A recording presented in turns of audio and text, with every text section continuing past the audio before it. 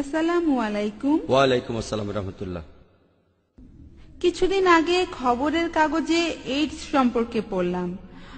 20 বছর আগে এই রোগের আবির্ভাব, আর ইন্ডিয়া হলো এইডস আক্রান্ত রোগীদের দিক থেকে দ্বিতীয় বৃহত্তম। এটা কি নতুন কোনো অসুখ? এর ইতিহাসটা কি?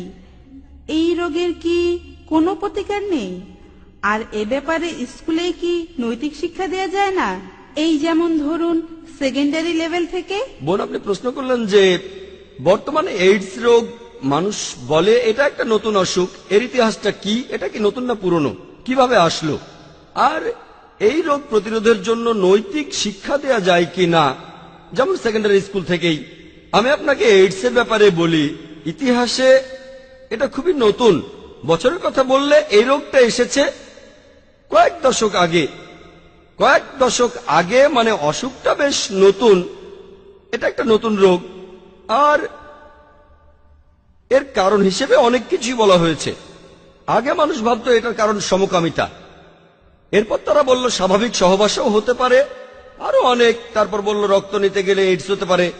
এখন পর্যন্ত আমরা এই রোগের প্রতিকার জানি না। কারণগুলো আমরা জানতে পেরেছি, প্রধানত অবাধ যৌনাচার, অনেক যৌন সঙ্গী বদল করা, এটা হলো একটা কারণ। এই সমস্ত কারণগুলোর মধ্যে অ্যালকোহল আর একটা কারণ। মাদক সেবীরা এক সিরিঞ্জ ব্যবহার করে, সেটাও একটা কারণ। অনেক কারণ আছে, এমন অনেক কারণে আছে, তবে প্রধান কারণটা যৌনাচার। আর এই কারণেই আপনি বললেন যে ইন্ডিয়া হলো পৃথিবীতে এইডস আক্রান্ত রোগীদের দিক থেকে দ্বিতীয় বৃহত্তম। কথাটা ঠিক। কয়েক বছরের মধ্যে ইন্ডিয়া 1 নম্বর হয়ে যাবে। ইন্ডিয়া এখন স্কুলে নৈতিক শিক্ষা দেয়া, হ্যাঁ, পশ্চিমা বিশ্বে এমনটা আছে, তারা স্কুলে ছেলে মেয়েদের যৌন শিক্ষা দেয়। আমি কিছুটা মানি আর কিছুটা মানি না। ইসলাম কি বলে? ইসলামে যৌন শিক্ষা দেওয়ার কথা বলা হয়েছে, তবে পশ্চিমা স্কুলগুলোতে যেভাবে শেখানো হয় সেটা আমি মানি না। সেখানে অনেক কিছুই করা হয়, কারণ সেখানকার পরিস্থিতিটা আলাদা। ইংল্যান্ডের একটা রিপোর্ট অনুযায়ী এই কয়েক সপ্তাহ আগেই পেপারে খবরটা এসেছিল, টাইমস অফ ইন্ডিয়ায়, যে ইংল্যান্ডে বর্তমানে যে শিশুরা জন্মায় তাদের 40%-এরও বেশি বিবাহিত বাবা মায়ের সন্তান হয়ে জন্মায় না। তার মানে যেসব মহিলা সন্তান প্রসব করছে তাদের 40%-এরও বেশি বিবাহিত নয়। আর 20-30 বছর আগে এটা ছিল 20%। আরো কয়েক দশক আগে এটা আরো কম ছিল। তাদের সমাজ উন্নত হচ্ছে, আর তারা বলছে 2012 সালের মধ্যে যেসব শিশু জন্মাবে তার 50%-এরও বেশি তাদের বাবা মারা বিবাহিত হবে না। বুঝতেই পারছেন তাদের সমাজটা আসলে খারাপ হয়ে যাচ্ছে। এজন্য তারা স্কুলে যৌন শিক্ষা দিচ্ছে। আর কারণ হলো এগুলোই। আমার মনে হয় সমস্যাটা আসলে স্কুলে না, সমস্যাটা হলো সমাজে। আমরা এইসব বাজে জিনিসগুলো বাদ দিতে চাই, যেমন কোনো অশ্লীলতা থাকবে না, পর্নোগ্রাফি। এখন এগুলো বাড়ছে কেন?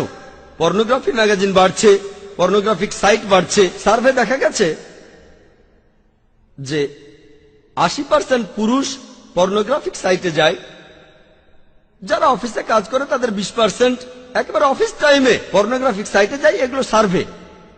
মহিলাদের মধ্যে 13% অফিস টাইমে। হ্যাঁ, পর্নোগ্রাফিক সাইটে যাওয়াটাই খারাপ, আর অফিস টাইমে যাওয়া। চিন্তা করেন, আপনি সেখানে চাকরি করছেন আর পর্নোগ্রাফিক সাইট দেখছেন। এমন কিছু অফিসও আছে যারা বলে আপনি পর্নোগ্রাফিক সাইট দেখতে চাইলে ওই রুমটাতে যান, একটা স্পেশাল রুম থাকে, অফিসের কাজে ডিস্টার্ব করবেন না। তারা এখন বলে আমরা এখন অনেক চালাক, তাই তারা বলে দেখতে চান বিনোদন কক্ষে যান। আপনার কম্পিউটারে দেখার দরকার নেই, বিনোদন কক্ষটা আলাদা, সেখানে 8 ঘন্টা সময় কাটানোর সমস্যা নেই। তাই আপনার ইচ্ছে হলেই বিনোদন কক্ষে যাবেন, আর কোম্পানির পারমিশন নিয়েই যাবেন। যদি বলেন এভাবে সমাজের উন্নতি হবে, সেটা আসলে ভুল। এবারে শিক্ষার ব্যাপারে বলি।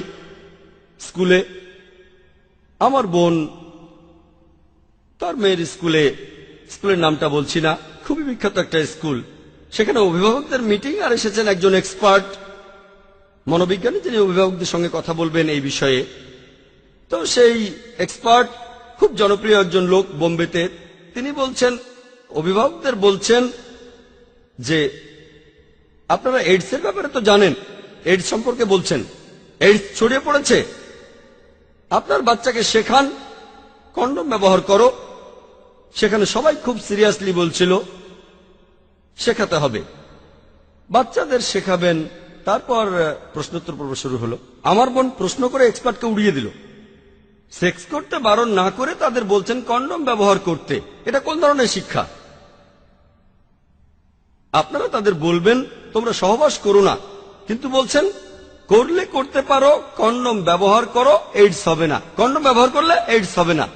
কয়েক বছর আগে দক্ষিণ আফ্রিকায় গিয়েছিলাম, বিশাল হোর্ডিং, এইডস থেকে বাঁচতে কন্ডম ব্যবহার করুন। তারা অবৈধ সেক্স করতে বারণ করছে না, সেক্স করেন তবে কন্ডম ব্যবহার করেন, তাহলে এইডস হবে না। এইডস পশ্চিমা বিশ্বে ছড়াচ্ছে, এখন ইন্ডিয়াতেও চলে এসেছে। তারা কিন্তু বলছে না তোমরা অবৈধ সেক্স করো না, তোমরা ব্যভিচার করো না, অবাধ যৌনাচারে মেতে উঠো না, করো তবে সাবধান, কন্ডম ব্যবহার করো।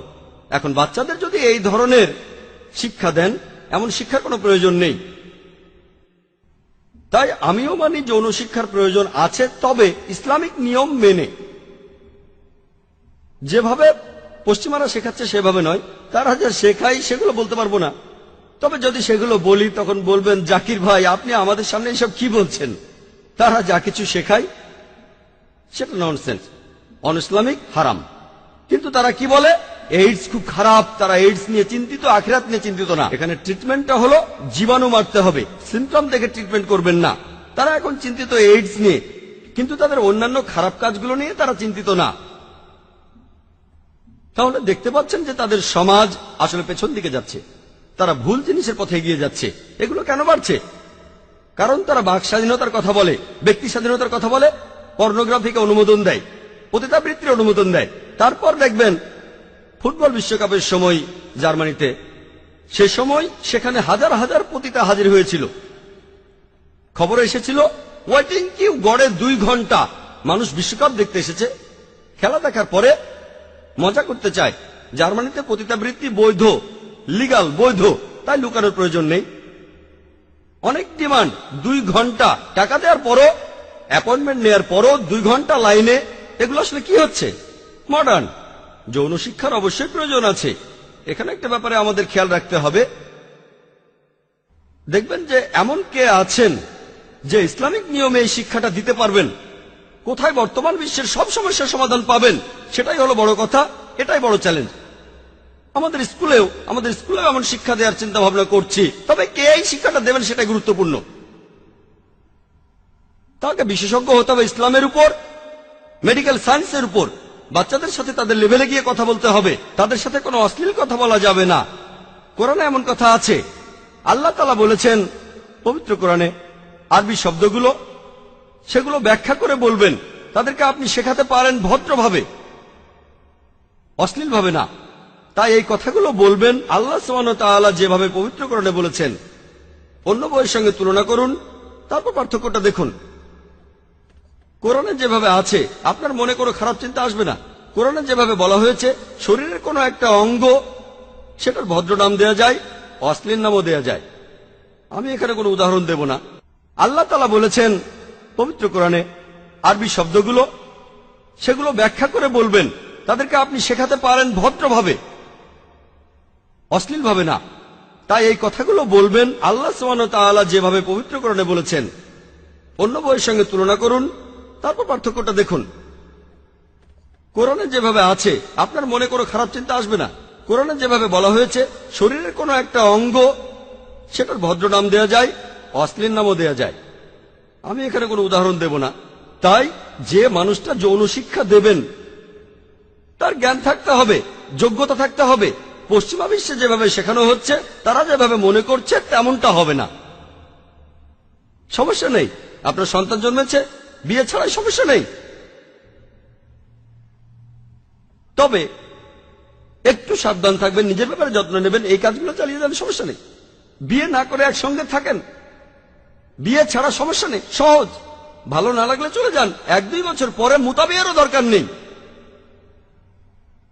উন্নতি। তাহলে এই হলো নিয়ম। শুধু বিয়ে কেন, বন্ধুও থাকবে। এগুলো পেপারও দেখবেন তো কি হচ্ছে, যে মডার্ন হচ্ছে। কোথায় মডার্ন? আমার তা মনে হয় না। তারা আসলে পিছিয়ে যাচ্ছে, তারা প্রাগৈতিহাসিক যুগে ফিরে যাচ্ছে। আমার মতে এরা মডার্ন না। বোন, আমি আপনার সঙ্গে একমত, তবে একটা নিয়ম থাকবে। পশ্চিমা বিশ্বে যেমন চলছে তেমনটা না। আর এখন বোম্বেতেও এমনটা হচ্ছে। পরিসংখ্যানটা শুনলে আপনারা চমকে উঠবেন।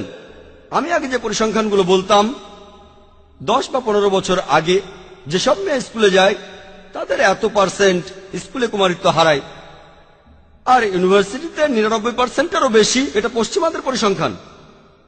বোম্বেতে আমি চমকে গেছি। আমি আগেও বলেছি যে বোম্বেতেও এখানেও এইডস ছড়িয়ে পড়বে। 2-3 বছর আগে এইডস এর উপর একটা কনফারেন্স হয়েছিল। সেই কনফারেন্সে একজন বিশেষজ্ঞ বলেছিলেন যে কথাটা আমি এখনো বিশ্বাস করি না। তিনি বলেছিলেন, যেসব মেয়েরা স্কুলে যায় স্কুল পাশ করার আগে 70% তাদের কুমারিত্ব হারায়। এটা আমি হয়তো বলতাম কলেজে, যাতে করে ব্যাপারটা একটু ভালো শোনায়। বিশ্বাস করাটাও কঠিন। 3-4 বছর আগের কথা, বিশেষজ্ঞরা এই কথাগুলো বলেছেন। বোম্বেতে একটা এইডস কনফারেন্সে কুমারিত্ব হারাচ্ছে 70% মেয়ে বোম্বেতে। তাহলে সমাজ কোন পথে যাচ্ছে? স্কুলে একজন বিশেষজ্ঞ এসে বাচ্চাদের বলছেন, সমস্যা নেই, সমস্যা নেই, কন্ডম ব্যবহার করো, কুমারিত্ব হারানো কোনো সমস্যা নয়, কন্ডম ব্যবহার করো। বাচ্চাদের এই শিক্ষা দেওয়া হচ্ছে। তাহলে সমাজে কি হচ্ছে? আমরা পশ্চিমাদের কাছে যে শিক্ষা পাচ্ছি সেগুলো মেনে চললে দোজখে জ্বলব। আমাদের ইসলামিক নিয়ম মেনে চলতে হবে, সমাজে খারাপ কাজগুলো থেকে দূরে থাকতে হবে। এটা একটা আসলে আর্ট। আর উপদেশ দিতে পারে এমন লোকজনকে আনতে হবে, বলবেন ইসলামিক নিয়মে, এছাড়াও সমাজের খারাপ কাজ থেকে দূরে থাকবেন, যেগুলো আমাদের জন্য চ্যালেঞ্জ। আমি আল্লাহর কাছে দোয়া করছি তিনি যেন আমাদের সাহায্য করেন। হয়তো প্রথম দিকে আমরা ভালো ফলটা পাবো না, প্রথম ব্যাচটা বের হবে, লোকজন বলবে কি হলো, এরা প্রথম ব্যাচটা, হয়তো সেরাটা না। যদি তারার কাছে যেতে চান, পৌঁছবেন হয়তো সূর্য, হয়তো চাঁদে বা গাছের মগডালে। প্রথমটা মগডালে, ইনশাল্লাহ পরেরটা চাঁদে যাবে। পরের ব্যাচটা হয়তো পৌঁছবে ইনশাল্লাহ সূর্য, তারপর ইনশাল্লাহ তারায়। সিস্টেমটাকে উন্নত করতে হবে। আর এটা খুব সহজ কাজ নয়, খুবই বিশাল কাজ। ইনশাল্লাহ আল্লাহ আমাদের সাহায্য করবেন। তবে এক কথায় ইসলামিক নিয়মে যৌন শিক্ষা দেওয়া উচিত। আশা করি উত্তরটা পেয়েছেন।